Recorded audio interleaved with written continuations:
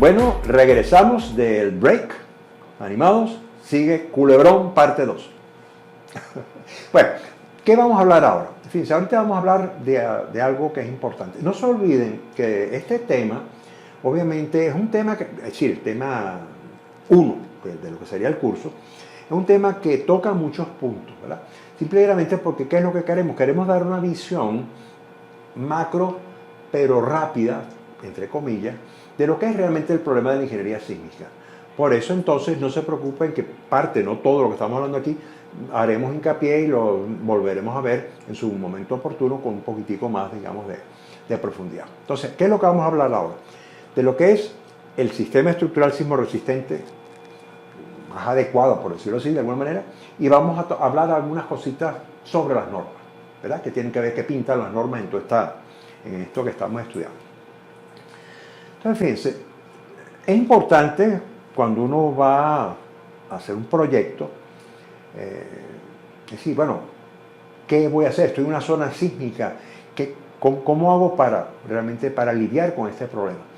Antes de seguir adelante, es importante que ustedes sepan que esta toma de decisiones normalmente uno la tiene que tomar, la tiene que hacer con el arquitecto, porque los arquitectos, bueno, ustedes saben, son unas primadonas, ellos son artistas, ¿no? Pero nosotros somos, a la hora si se nos cae el edificio, los que quedamos presos somos nosotros. Entonces es conveniente, normalmente uno tiene éxito si uno sabe lidiar con la especie de los arquitectos, pues uno pues llega a una solución, compromiso, es decir, una solución que no será quizás la más satisfactoria, pero quizás cumple con los requisitos mínimos que uno como ingeniero, no se olviden que ustedes son responsables. Si el edificio se cae, olvídense que el arquitecto va a ir preso, el que va a ir preso es uno. Porque él va a decir, es que yo contraté al ingeniero de tal y él decía que era un experto. Y resulta que uno ni es experto, le pagaron $4 por hacer aquello y resulta que luego va preso. Ok, en fin, vamos a tratar de identificar, lo que vamos a hablar, de utilizar el lenguaje de los arquitectos. Es conceptual. Vamos a ver, ¿qué es algo conceptual? Algo así un poco etéreo. Bueno, en fin, hay sistemas estructurales como el que está arriba a la izquierda, que está conformado por pórticos. Ese es el sistema más común. ¿Ok? Un sistema, ¿qué tal? Aquí estoy de nuevo, me están regañando porque no he oído a la cámara, ¿no? Está el sistema que está conformado, digamos, por vigas, por columnas y losas, dispuestas más o menos ortogonalmente. Luego tenemos otro sistema, ¿verdad? Podemos pasar de ese sistema al polo opuesto, que es un sistema donde todas las paredes en las direcciones ortogonales, todas sin excepción, son de concreto armado. Entonces sería, digamos, una estructura tipo túnel, tipo cajón, como se suele llamar. Puede haber, en algunos casos, una combinación, digamos, de pórticos y de paredes de corte, en alguna parte, ¿verdad? Las paredes de corte están como, las metemos como para que sean las que resistan las fuerzas horizontales, y los pórticos, ¿verdad? Las cargas gravitacionales. Ese sistema se lo bautiza con el nombre de sistema mixto. A mí no me gusta ese sistema como tal. A mí sí me gusta el sistema donde están las columnas, vamos a decir, los pórticos y las paredes cortas, todas juntas, pero todas trabajan al mismo tiempo. Yo no puedo decir, para mí, yo no sabría decir, mire, la pared, usted aguanta una fuerza tanto y la otra se la pasa al vecino. Bueno, yo honestamente yo no creo en eso. Entonces es preferible, yo me inclinaría más por la definición de lo que son los sistemas duales, que es ese que le estoy poniendo a la izquierda. Ese sistema dual, en el caso que yo esté utilizando una estructura de acero, pues yo puedo rigidizar la estructura, ¿verdad? Reemplazando esas paredes de concreto pues por diagonales, bien pueden ser cruces de San Andrés o V invertidas, etc. Hay una cantidad, digamos, de formas de hacerlo. Puedo tener, por ejemplo, estructuras como las que están abajo a la izquierda, que son unos péndulos, ¿verdad? Un tanque elevado, por ejemplo, que pueden ser estructuras con columnas de concreto o columnas de acero, y arriba pues el reservorio como tal. Y luego tenemos eso que hemos puesto ahí así como un poco jocosamente, estructuras no definidas, un sistema que aquello nadie sabe por dónde empieza ni por dónde acaba, que eso sí les encanta a los arquitectos. Yo, déjenme decirles, yo soy un amante de la arquitectura, pero reconozco que a veces no hay forma de entrarle a esas estructuras. Bueno, independientemente de cuál sea el sistema estructural que yo adopte en mi edificación que yo vaya a proyectar, todas las estructuras tienen que ser capaces de ¿qué? De resistir en forma satisfactoria las cargas gravitacionales y el efecto de las cargas laterales, o lo que sería lo mismo en nuestro caso, las fuerzas sísmicas. Aquí tenemos algunos sistemas estructurales en algunas fotografías. Yo soy de los que pienso que la ingeniería debe entrar por los ojos, no tanto por las ecuaciones. Las ecuaciones normalmente son muy áridas, ¿no? Entonces, bueno, yo veo una foto, es un edificio, yo una ecuación, una integral de ese, no sé ni por dónde empezar. Bueno, ok, fíjense, sistema de pórtico es un edificio, es el edificio del Centro Plaza, muy bonito, por cierto, de los años 70. Luego tenemos el sistema dual, que es ese sistema muy bonito también, por cierto, de ese edificio sí vamos a hablar en el curso, pues realmente es muy interesante ese edificio en particular. Luego tenemos el tipo túnel que está en el medio y otro edificio que realmente también vamos a hablar, pero vamos a hablar porque ese edificio de la derecha, que en su época fue el edificio más alto del mundo de concreto armado, que son las torres del Parque Central, la torre que precisamente las tenemos delante, sufrió un incendio y a mí me tocó ir nada más a investigar qué había pasado en aquello y de aquella visita realmente saqué conclusiones que me parecieron interesantes y que, bueno, me gustaría conversar y discutirlas o compartirlas con ustedes. Bueno, por supuesto, las estructuras de acero, como les comentaba antes, tenemos este sistema indefinido, porque más indefinido que eso no existe. Esas son unas patas que parecen... A mí, honestamente, me gustó ese edificio, me parece un reto, no solamente desde el punto de vista arquitectónico, sino que desde el punto de vista constructivo. Eso fue realmente una proeza hacer esa obra. Luego tenemos en el medio otro sistema típico, no sé si se darán cuenta que fue hecho por el mismo arquitecto, ¿no? Aunque aquí el hombre como que estaba un poquito más calmado, ¿no? De todas maneras son estructuras interesantes. A mí yo las llamo atípicas porque realmente ese tipo de estructuras no se ven todos los días. Luego tenemos a la derecha un sistema dual, que es ese que yo le digo otra estructura de acero, en el cual ustedes ven cruces de San Andrés o ves invertidas que están puestas o dispuestas de la forma que el ingeniero dispone o piensa que es la forma más satisfactoria para resistir el sismo. Ok, ya sabemos, antes habíamos hablado que para las cargas permanentes, las cargas variables, etcétera, etcétera, había un librito que eran las normas para acciones mínimas. Pero existe otro librito en todos los países que llaman normas sísmicas. En el caso, otro regaño más aquí. Normas sísmicas, ¿no? En el caso de Venezuela son las normas Covenin, el número 1756-2.2001. Si no le pongo los 2 puntos, esa norma no sirve. Déjenme explicarle esta norma, realmente es una norma interesante, es una norma, yo diría, bastante buena. En estos momentos está en revisión, o sea que en fecha, es más, ya salió una especie de volumen que se está discutiendo, pues se lo han repartido a los ingenieros para que opinemos sobre qué nos parece pues esa norma. Pero el hecho es el siguiente, en todos los países hay normas sísmicas y de alguna manera tenemos que ser capaces de seguirlas. Fíjense esto es interesante, todas las normas, por ejemplo en el caso de la norma venezolana, que no es su excepción, dice, bueno, mire, le voy a poner un mapa para empezar a asustar a la gente, donde dice, esta es la sismicidad histórica. Y entonces ahí aparece, este es un mapa, por supuesto, este no es de la norma, esto lo hicimos nosotros, ¿no? Donde aparece entonces, bueno, Venezuela, el sistema de la falla de Bocoró, que es el sistema de la izquierda, que es el sistema, por cierto, de fallas geológicos activos más importante de Venezuela. Todo esto forma parte de lo que sería el contacto entre la placa del Caribe y la placa sudamericana. Luego tenemos un sistema de fallas horizontales, que sería la falla de San Sebastián y la falla del Pilar. Y sobre esas fallas o esa cuestión, yo he puesto más o menos en unas pelotas rojas cuáles son los terremotos, digamos, más importantes que han afectado a la zona. Por ejemplo, ahí aparece el terremoto de Caracas de 1967, entre las dos estrellas esas. Después aparece un terremoto de 1900, que fue muy importante. Uno del 2009, un poquitico a la izquierda. En el año 1997, un terremoto también importante, que fue el terremoto de Cariaco. Y, aunque ustedes no lo crean, yo puse ahí arriba, encima de donde aparece la F, pone Araya 2019. ¿Qué fue eso? Ayer, señores y señoras, ocurrió un terremoto en esa zona. No fue afortunadamente grande, pero fue un terremoto de una magnitud 5.5 que no es tampoco poca cosa. Si su casa está a 6 kilómetros de un terremoto 5.5, lo más seguro es que la casa quede fracturada. Ok, entonces ese terremoto, como le digo, ocurrió ayer a las 2 de la tarde. Yo estaba descansando, viendo la televisión, y cuando empezó a moverse aquello, por supuesto, yo que soy muy valiente, salí corriendo y siguió el cuento.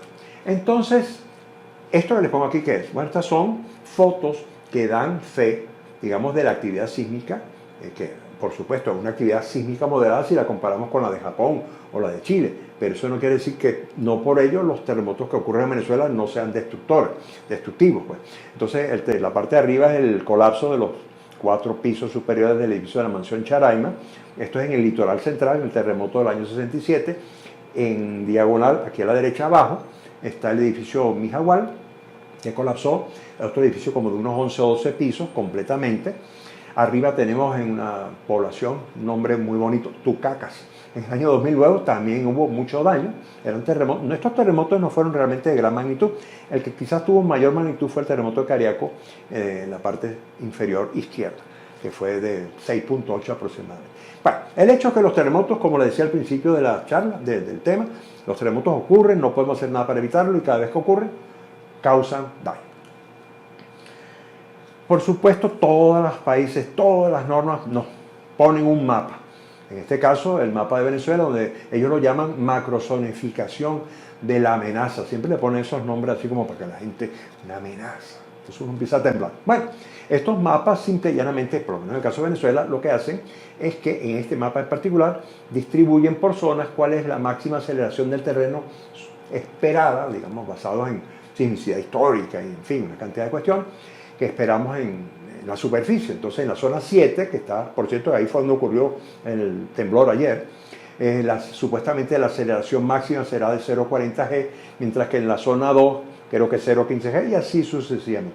Creo que comentaba en alguna oportunidad, yo he hecho algún comentario a este mapa, porque parece que fue hecho por los ingleses, ¿no? Porque en ninguna parte del mundo aparece que la sismicidad es así, como ustedes se acuerdan que en la guerra mundial, bueno, después dividieron África así como la cuadricularon y eso fueron los ingleses. Bueno, esto por lo visto hubo un asesor que se atrevió a poner esa raya en nuestro mapa. Eso es lo de menos. Las normas, estoy hablando de las normas, por eso bueno, muy superficialmente. Todas las normas reconocen, ¿verdad?, el efecto o la influencia que tienen las condiciones del suelo local en la respuesta de las edificaciones. Y estas respuestas obviamente varían en función de las condiciones del tipo de suelo local. Si hay suelos, por ejemplo, que pueden ser suelos propensos a la licuefacción, o suelos que son muy rígidos, o suelos que tienen aluvión muy profunda, etc. Y dependiendo de estas características, se generan, pues, o se proponen ciertas formas espectrales normalizadas, que son las que están puestas así de una forma más o menos a la derecha de... Y luego, por supuesto, nos acompañan las normas con un cuadro que aquello sí, verdad que hay que estudiar latín para entender esto, que realmente es bastante complicado, donde aparece la velocidad de propagación de onda de corte, que es un factor phi que no sé qué, depende si hay luna llena o el lugar, en fin, yo estoy bromeando obviamente. Lo que quiero decir es que a veces las normas ¿cómo diríamos? Se meten en una cantidad de detallitos que honestamente son difíciles de interpretar. Yo he visto muchísimos errores de interpretación por ingenieros de suelos que se dedican a la parte geotécnica cuando van a definir, mire, el suelo, de acuerdo a las perforaciones que yo hice aquí, es el suelo S2. Bueno, mire, eso, para definir eso hay que tener mucho criterio. Por eso les quiero decir que es la única observación que yo le he hecho a esta norma como tal. Por lo demás, me parece muy bueno. Bueno, fíjense, tenemos ahora lo que se llama un factor de reducción de respuesta R, ¿no?, que está directamente ligada con el tipo de estructura, es decir, la tipología estructural, y está ligada con el nivel de diseño que yo quiero imponer a la estructura, y está también ligada al tipo de material con el cual yo voy a construir la edificación. Entonces, por ejemplo, en el caso yo simplemente puse aquí un cuadrito donde estoy poniendo los valores normativos de lo que sería el factor de reducción R, estipulado por las normas venezolanas, ¿verdad?, para estructuras de concreto armado. Entonces, por ejemplo, ese factor de reducción de respuesta toma en cuenta el hecho de que la estructura no se comporta siempre en el rango elástico. Es decir, cuando el sismo, vamos a decir, empieza a ser grande o de alguna manera, o la duración del sismo es elevada, la estructura pasa virtualmente, o parte de esos elementos pasan del rango elástico al rango inelástico. Entonces, de alguna manera, yo tengo que ser capaz de dotar a la estructura con la capacidad de deformarse. Y esto se llama lo que sería la ductilidad. Entonces, el factor de R es un factor que está ligado pues, a la ductilidad, es decir, a la capacidad, digamos, de deformarse. Pero obviamente una estructura que es tipo cajón o tipo túnel de concreto armado, pues aquello que yo no le entran balas, es decir, su deformación es muy pequeña porque es muy rígida.